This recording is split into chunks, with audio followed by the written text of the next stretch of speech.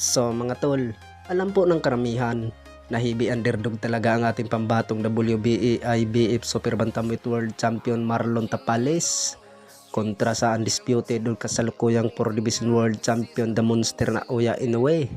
Nagaganapin ngayong buwan ng December 26 sa Ariake Arena, Tokyo, Japan.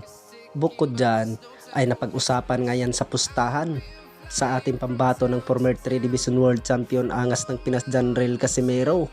Ay alam naman daw po ng karamihan na mananalo daw sa laban na yan si Naoya Inoue.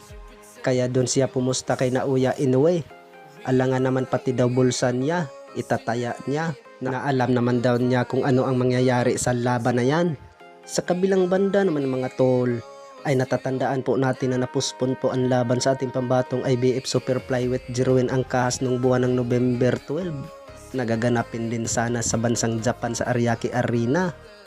Ay matutuloy na po ang laban mga tol ngayong buwan ng February sa susunod na taon na makakalaban niya ang WBA World Champion Takuma Inoue.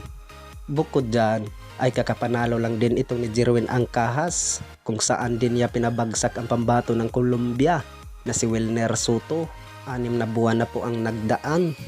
Speaking of Jerwin Angkahas mga tol, ay maganda sana kung masungkit niya ang panalo kay Takuma Inoue sa susunod na taon para ganap ng 2 Division Champion. Sa kabilang banda naman mga tol, ay kakatapos lang po ang laban sa ating pambato na si Mark Magnifico Magsayo kontra Isaac Abilar ng Mexico sa 8 rounder bout kung saan niya pinatulog sa round 3. Pagkatapos sa laban ni Magsayo mga tol, ay balik ensayo kaagad itong si Magsayo. Hindi po natin alam mga tol kung sino na ang kasunod na makakalaban sa ating pambato na si Magsayo. Bukod dyan, sa hindi nakakaalam, ay unang hakbang pa ito sa 140 pounds itong si Magsayo. Ay maganda talaga ang pinapakita niya. Dahil po ay sa featherweight division po siya lumalaban. Ay umakyat po siya ng 140 pounds sa super featherweight.